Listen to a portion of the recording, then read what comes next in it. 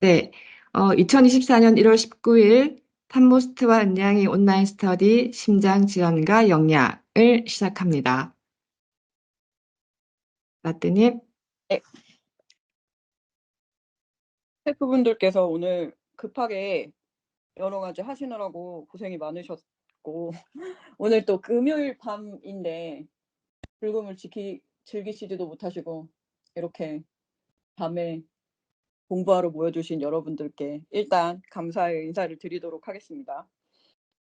오늘 우리가 스터디 주제로 삼은 것은 심장질환과 그에 따른 영양을 어떻게 관리하면 되는지를 보호자의 입장에서 보도록 할 텐데요. 먼저 어떤 것들을 우리가 다루어 보게 될지 살펴보도록 하겠습니다. 먼저 첫 번째 챕터에서는 심질환의 상태, 그러니까 예를 들어서 심질환이 있다라고 했을 때, 앓고 있다라고 가정했을 때 나타나는 임상 증상들은 어떤 것들이 있고, 또 최근에 심질환의 진단은 어떤 유병률을 가지고 있는지, 그래서 진단율이나 유병률 같은 것도 살펴볼 예정이고요. 각 종에 따라서 예를 들어서 개와 고양이 크게 분류를 하자면 그렇게 되겠죠. 개와 고양이에 따른 신장질환의 차이는 어떤 것들이 있는지 이런 것도 간단하게 살펴보게 될 거고요. 또 이제 심질환을 진단받는 방법, 예를 들어서 진단법 등이 되겠죠. 영상 검사를 한다던가 혈액 검사를 한다던가 첨진을 한다던가 이러한 방법들을 어떻게 우리가 진단에 활용해 볼 수 있는지, 그리고 보호자가 해볼 수 있는 그 영역에서 보호자가 활용할 수 있는 방법들은 어떤 것들이 있는지 확인을 하게 될 거예요. 이게 영양과 관련한 스터디이기는 한데 사실상 질환이 어떤지를 모른다면 그 영양적인 요소들이 어떻게 관여를 하게 되는지 질환에 그거를 잘 이해를 할 수가 없죠. 그걸 이해를 해야 우리가 이러한 영양 요소들을 개입시켜서 질환을 완화시키거나 아니면 증상을 늦추거나 이렇게 할 수 있는데, 질환 자체에 대해서 모른다면 사실 그게 불가능해요. 공식처럼 이런 질환이면은 어떤 영양소는 어떻게 조절하세요라고 한다고 하더라도 이게 사실 납득이 되지 않으면 이걸 꼭 조절해야 되는지, 어디만큼 조절을 해야 되는지 이런 걸 모르기 때문에 과도하게 조절을 해서 더 심각한 문제를 일으키게 될 수도 있고, 혹은 그냥 조절이 필요하지 않다라고 혼자서 임의적으로 판단하여 질병의 양상을 더 악화시키는 경우가 생기기 때문에 우리가 질환에 대해서 기본적으로 어떤 상태인지를 파악해 본다라고 생각해 보시면 될 것 같아요. 두 번째로 우리가 이렇게 심질환에 영향을 미치는 영양 요소들에 대해서 살펴볼 텐데, 사실 이제 심질환은 심장이 하는 가장 중요한 일은 전신의 체액과 그리고 영양, 산소를 공급하는 게 심장이 하는 가장 중요한 역할이거든요.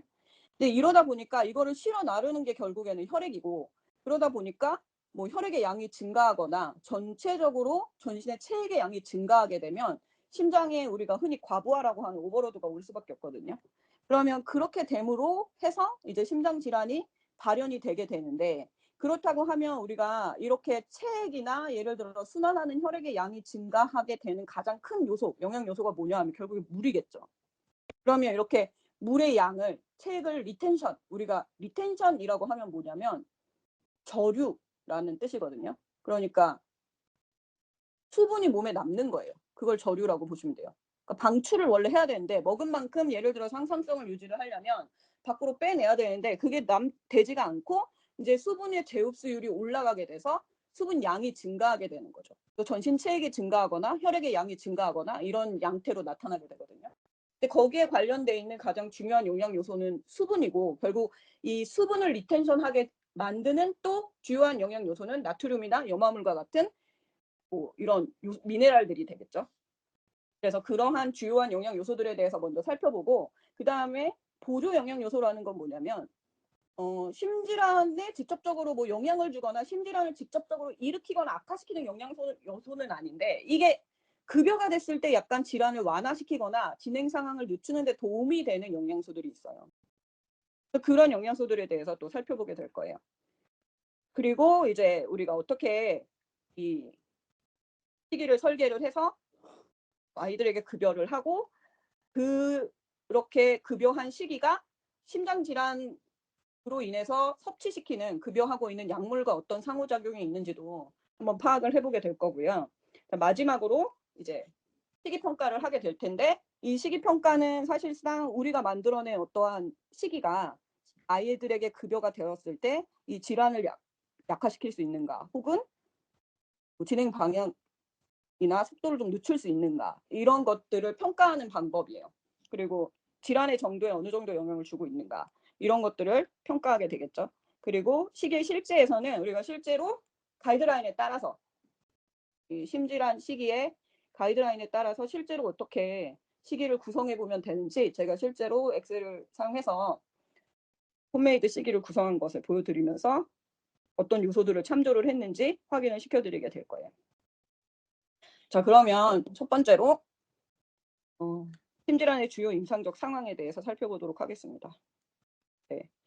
뭐 이거 여기서는 주요하게 우리가 심장 질환의 어떤 역학적 데이터가 어떤 상황인지 현재 그런 것들에 대해서 살펴볼 거고, 개에게서 주요한 심장 질환이 어떤 형태가 있고 고양이에게 주요한 심장 질환이 어떤 형태가 있는지를 한번 확인을 해볼 거고요. 그리고 이런 질환들이 각각 어떻게 다른지에 대해서도 한번 살펴보려고 해요. 그래서 기본적으로 이 페이지에서는 우리가 다뤄볼 것에 대해서 간단하게 그냥 이렇게 나타낸 거고요. 본격적으로 우리가 역학 상황에 대해서 한번 살펴보도록 할게요. 그러니까 요새 대부분의 질병들의 유병률을 살펴보면 심장질환뿐만 아니라 췌장염도 그렇고 신장질환도 그렇고 암도 그렇고 사실상 예전에 비해서 유병률이 많이 올라갔어요. 그러면 그것에 대해서 어떠한 해석을 우리가 하겠는가. 예전에 비해서 유병률이 올라갔으니까 뭐 환경적으로나 시기적으로 아이들이 좋지 못한 영향을 받아서 이렇게 질병이 더 많이 일어나고 있는가라고 판단을 하는 거는 사실상 비합리적인 부분이고요. 왜 현대의학에 들어서서 이렇게 질병의 유병률들이 올라가냐면 결국에 진단 기술이 발전해서 그래요. 그러니까 예전에는 우리가 찾아내지 못했던 어떤 질환들, 영상으로 봐도 영상이 구려가지고 알아내지 못했던 질환들이 있을 거 아니에요. 예를 들어.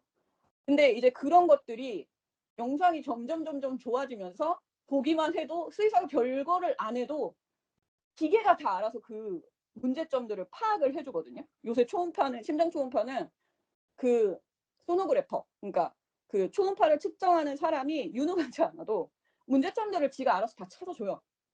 그 정도기 때문에 예전에 비해서 유병률이 올라갈 수밖에 없는 상황이 되는 거죠. 그리고 두 번째 요소는 예전에는 사실상 질병이 발현돼야 그때서야 찾는 게 동물병원이었다면 최근에는 이제 건강검진의 개념으로 질병이 없더라도 병원에 내원하는 경우가 많기 때문에 조기 진단율이 상당히 올라갔어요. 그래서 그런 의미로 진단율이 올라가고 유병률이 올라간 거지, 사실상 과거에 비해서 영양적으로 혹은 어떤 질병을 발생시킬 수 있는 환경 문제가 더 늘어나서 지금 유병률이 올라가느냐라고 한다면 그렇지는 않다는 거죠.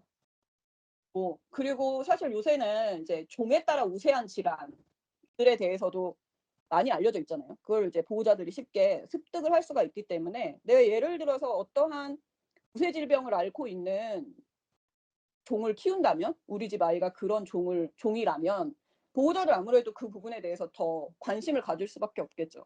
그래서 유전질환이라고 생각되는 것들은 미리미리 뭐 진단을 해본다든가 아니면 유전적인 검사를 통해서 발생률이 어느 정도 되는가를 확인하는 그런 과정으로 인해서 사실상 데이터가 좀 증가했다라고 보시면 될 것 같아요. 여기 뭐 개괄이라고 되어 있어서 11%는 확실한 심장질환을 가지고 있고 9%는 가능성을 가지고 있다 이렇게 되어 있는데, 이게 그냥 단순하게 생각해서 11%가 그럼 전체 개체의 11%는 심장질환을 확실하게 가지고 있는 거고 9%는 가능성을 가지고 있으면 대충 합쳐가지고 20%는 심장질환의 가능성이나 심장질환이 있다는 얘기냐, 이렇게 해석하는 게 아니라 이게 후향적 연구이기 때문에 사실상 문제가 있어서 병원에 내원을 했던 애들을 기준으로 해서 통계를 낸 거예요. 그러니까 아무런 문제가 없는 애들이 병원에 방문하는 거는 지금 요새는 앞서 말씀드린 대로 뭐 건강진단을 위해서 그런 경우도 있지만 사실상 과거에 있었던 연구들을 참조를 했을 때 이런 데이터들은 문제가 있어서 내원하는 경우가 많겠죠.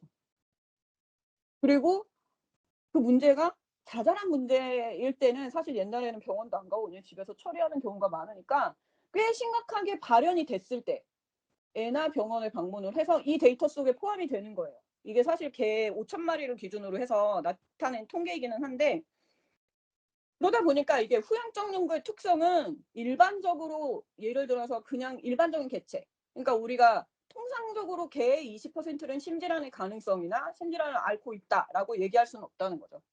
이건 그냥 내원한 인구 5,000마리 중에서 이 정도는 심장질환을 가지고 있는 애들이 있었다. 그러니까 꽤 심각한 문제가 있어야만 사실상 병원을 갔기 때문에 이런 연구 결과가 나타났다고 볼 수가 있어요.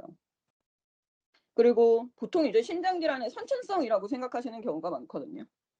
이거는 어쩔 수 없는 문제니까 이 인간의 기준해서 많이 그런 것들을 생각하시는 것 같아요. 뭐 신실 중격 결손 같은 것들이 나타나는 게 사람한테 많이 나타나고 뭐 궤존증 이런 것들도 나타나기 때문에 그런 것들이 이제 선천적인 질병이라 심장질환은 원래 타고 태어난 거라고 생각하시는 경우가 많은 것 같은데 사실은 그렇지 않아요.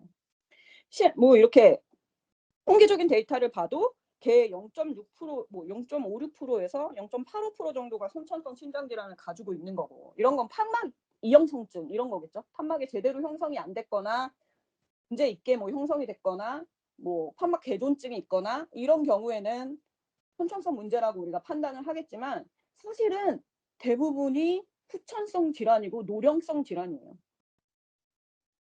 이게 심장이 하는 일이 아까도 말씀드렸지만 결국에 혈액을 공급을 해서 혈액을 통해서 산소와 영양소를 각 기관에다 전달하는 게 심장을 포함한 각 기관이거든요. 심장도 혈액이 필요할 거 아니에요, 운동을 하려면.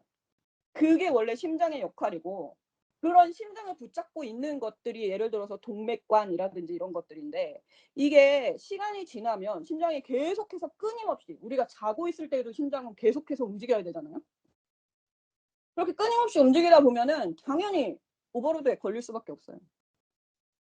그러면 기관이 퇴화하게 되고 그 퇴화로 인해서 문제점이 발생할 수밖에 없는 거죠. 또 대동맥 같은 경우에도 심장을 계속해서 당겨주고 있는데 이게 느슨해지겠죠. 나이가 들면. 계속해서 모든 혈관이나 뭐 판막이든 기관이든 이런 것들이 계속해서 항상성을 유지한다고는 하지만 오랫동안 지속적으로 쓰게 되면 느슨해지거나 혹은 기능을 점점 잃을 수밖에 없는 상황이 될 수밖에 없잖아요. 그렇게 해서 나타나는 게 심장질환이라고 보시면 돼요. 그래서 우리가 흔히 얘기하는 뭐 개에서 나타나는 뭐 2,000판 폐쇄부전, 3,000판 폐쇄부전 이런 것들도 이게 판막의 폐쇄부전인데 어떻게 이게 선천성 질환이 아닐 수가 있는가라고 생각하실 수 있지만 맨날 열고 닫고 하다 보면 어느 순간에 이제 제대로 다치지 않는 순간이 올 수도 있다는 거죠. 그래서 이것도 노령성 질환이고, 뭐 HCM 같은 경우에는 사실 발병 연령이 굉장히 스펙트럼이 넓기 때문에 이거는 뭐 노령성 질환이라고는 볼 수는 없지만 이거는 사실 선천성인 부분이 꽤 많이 관여하는 질환이기 때문에 특정한 종이 높게 나타나죠. 발병률이. 그렇기 때문에 선천성 질환이기도 하지만 이것도 사실 후천성 질환으로 발생할 가능성도 있어요. 뭐 자심실이 어떻게 영향을 받느냐 다른 질환에 비해서. 그래서 후천적으로 발생할 가능성도 있는 질환이다라고 보시면 될 것 같아요. 그래서 비우발적 사망 원인이라는 거는 질병이 있어서 사망한 거죠.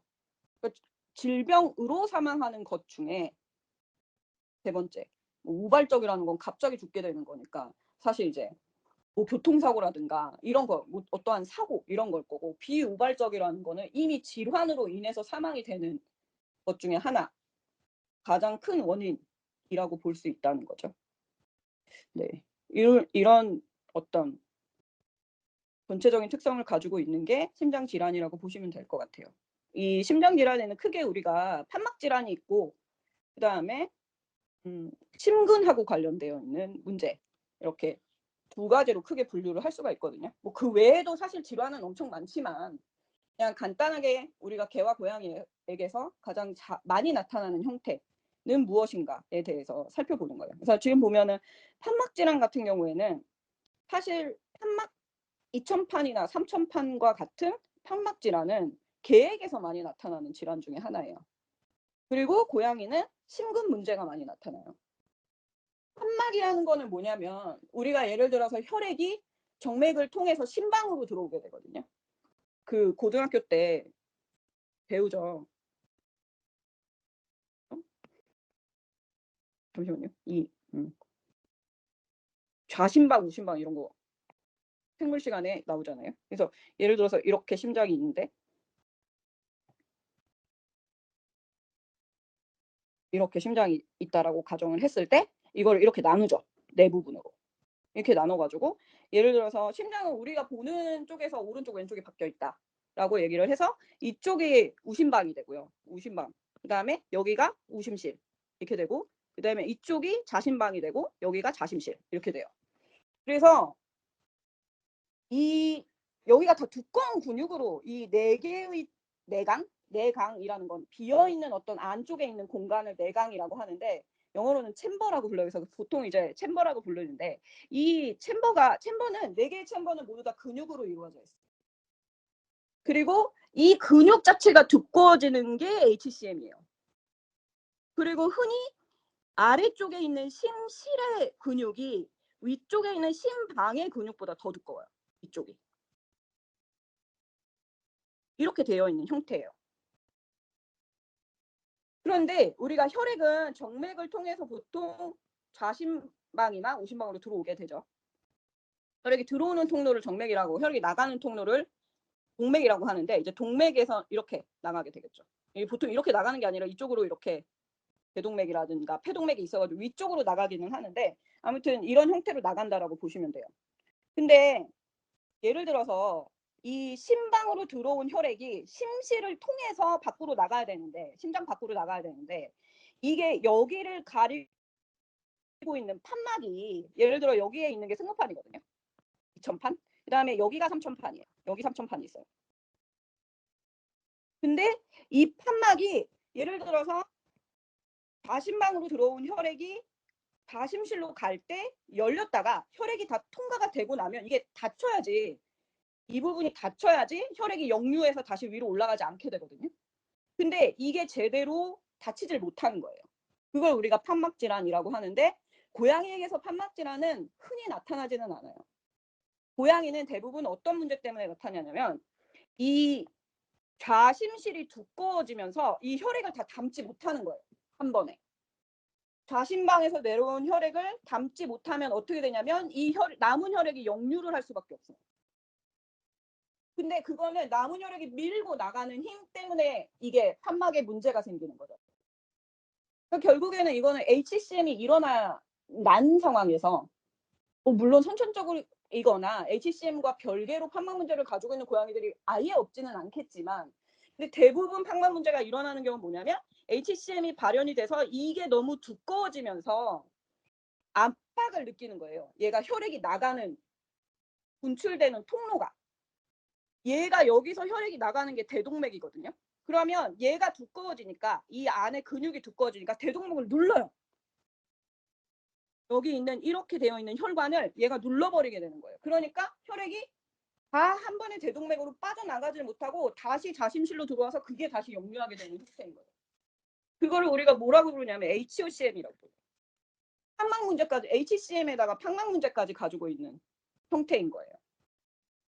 고양이의 경우에는 사실상 이렇게 이 두꺼워지면서 근육이 심근이 두꺼워지면서 나타나는 문제점들이 많고 반대는 아니지만 개의 경우에는 이러한 판막 문제, 혈액이 역순환하는 재순환 경로를 찾아가지 못하고 역순환하는 형태의 질환을 많이 가지고 있어요.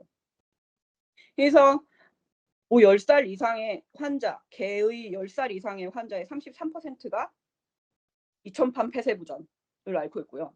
그 다음에 3분의 1 정도, 그러니까 3분의 1 정도가 2,000판 폐쇄부전.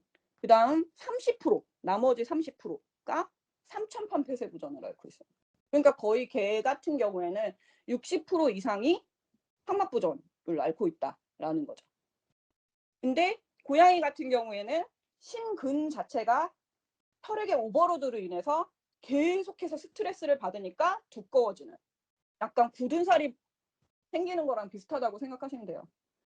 계속 쓰다 보면 사람도 연필 짚고 이렇게 필기하다 보면 손가락에 굳은 살이 생기면 거기가 더 두꺼워지잖아요. 그런 것처럼 심장도 똑같이 혈액이 계속해서 스트로크를 주면서 심근을 때리기 때문에 얘가 스트레스를 안 받을 수가 없는 거예요. 그러니까 어떻게 하냐면 자기를 두껍게 만드는 거죠. 굳은 살이 배기듯이. 그게 HCM이라고 보시면 되고, 흔히 이제 HCM이랑 DCM을 약간 혼동하시거나 비슷한 질환이라고 생각하시거나 아니면은 아예 뭐 이렇게 구분이 잘 안 가시는 경우가 있는데, DCM도 다른 질환이에요. DCM은 내강이 아까 이렇게 있다 그랬잖아요. 우리가 이런 내강들 4개의 내강이 있다 했죠. 심장에. 오히려 DCM은 뭐냐면 내강이 확장이 되는 거예요. 그래서 심장이 똑같이 커지기는 해요. 최적이 커지기는 하는데, 왜냐하면 얘가 예를 들어서 이런 식으로 늘어나는 거예요. 심방이 이렇게 늘어나 있어. 커졌어. 그러면 이렇게 심장을 예를 들어 측정했을 때 최적이 이렇게 커지게 될 거 아니에요. 겉으로 봤을 때에도. 그런 게 DCM이에요. 그러면 이게 문제점이 뭐냐? 걔가 왜 문제점이 있냐? 이렇게 생각할 수 있잖아요. 근데 이게 공간이 예를 들어서 이 부피가 처음에는 예를 들어 100이었어. 그때 뭐 10의 압력을 줘가지고 우리가 심방에 있었던 혈액을 심실로 밀어낼 수 있었다고 생각을 해봐요. 완전하게 밀어낼 수 있었다. 근데 이게 커졌어. 그러면 공간이 넓어졌기 때문에 압력이 더 커져야지 이 안에 있는 혈액들이 전부 다 어딘가로 원활한 수송이 될 거 아니에요. 근데 얘 안이 커지다 보니까 챔버 내부가 커지다 보니까 혈액의 양은 똑같이 예를 들어 5였어. 그래서 이거를 밀어내려면 10의 힘을 줘야 되는 건데, 혈액은 5가 차 있어도 밀어내는 힘이 똑같기 때문에 공간이 넓어져 있는 상태라서 덜 밀어지는 거예요. 그래서 원래 5가 나갔던 혈액이 3밖에 안 나가게 되는 거예요. 그리고 나머지 2는 어디 있냐? 거기 있어요. 심장 내에 고여 있는 거예요, 그냥. 그래서 이걸 우리가 우렬성. 그러니까 우렬성이라는 건 보통 뭘 얘기하냐면, 우리가 뭔가 물집 같은 거 잡혔을 때 우렬성이라는 얘기 많이 하잖아요. 그런 것처럼 체액이 정체되어 있는 상태를 우렬이라고 얘기를 해요. 그러니까 5의 피가 원래는 다른 원활한 경로를 통해서, 정상적인 경로를 통해서 배출이 돼야 되는데, 내강 자체가 넓어지다 보니까 똑같은 압력으로 밀어도 이게 다 빠져나가지 못하는 거죠. 전체적으로 압력이 분산되기 때문에. 그래서 3이 빠져나가고 나머지 2는 심장에 고여 있어서 우렬성 심부전이라고 얘기를 하는 거예요. 그럼 결국에 문제점이 뭐겠어요? 혈액이 전신에 돌지 못한다는 거잖아요. 충분한 혈액의 양이 전신에 돌지 못한다. 그래서 나타나는 뭐 결과들이 있겠죠. 당연히 혈액이 제대로 전달이 안 되니까 신체는 이 혈액을 전달하기 위해서, 산소 공급량을 늘리기 위해서 여러 가지 일들을 해요. 그걸 우리가 보상기전이라고 하는데, 나중에 가서 그 부분에 대해서 살펴볼 거거든요. 그러면 이러한 일들이 발생을 해서 나타나는 질환이 DCM이라고 보시면 되는 거예요. 뭐 그 외에도 뭐 여기 나와 있는 2차성 폐성 폐혈관 질환 뭐 이런 게 있는데, 뭐 이거는 심장사상충, 개 심장사상충하고 관련이 있다고 보시면 돼요. 그래서 심장사상충이 있는 동물한테 나타나는 질환이고, 그다음에 폐혈전 색전증이라고 있는데, 뭐 이거는 많이 아시죠? 이게 우렬성 심부전 같이 예를 들어서 심장에 혈액이 정체되어 있는 경우 혈액이 거기서 응고하게 되겠죠. 그래서 그 응고된 혈액이 다시 혈류를 타고 전신을 돌아다니다 어떤 특정한 뭐 위치에 서게 되면 그게 이제 혈액의 흐름을 막게 되겠죠. 그래서 혈전색전증이라는 게 나타나고, 그다음 이 혈전색전증 같은 경우에는, 혈전색전증은 이 심장 문제가 있다고 해서 반드시 나타나지 않고, 또 그러니까 심장 문제만으로 나타나는 거는 아니에요. 고혈압을 유발할 수 있는 다양한 질환들이 있잖아요. 예를 들어서 신질환도 그렇고, 갑상선 기능항진증도 그렇고, 뭐 부신필 기능항진증, 이런 것들이 다 원인이 될 수 있어요. 색전증에. 그 다음에 뭐 특히 대동맥 회색혈전증 같은 경우에는 DCM이 원인이 되겠죠. 그리고 고혈압, 마지막으로 고혈압이 있는데, 고혈압은 사실상 이 심장 질환의 근원이자 가장 중요한 핵심이에요. 고혈압이 발생하면 자심실 동실비대가 일어날 수밖에 없거든요. 동심비대가 일어날 수밖에 없거든요. 그러면 또 아까 말씀드린 대로 혈액량이 많기 때문에 팍막 역류도 일어날 수 있게 되죠. 그래서 예기치 않았던 어떤 심질환의 양태를 만들거나 아니면 심질환을 악화시키는 질환 중에 하나다라고 보시면 될 것 같아요. 이 모든 거를 다 합쳐서 우리가 보통 심질환이라고 얘기한다라고 생각하시면 될 것 같아요. 네. 우리가 두 번째로 살펴볼 거는 환자평가라는 건데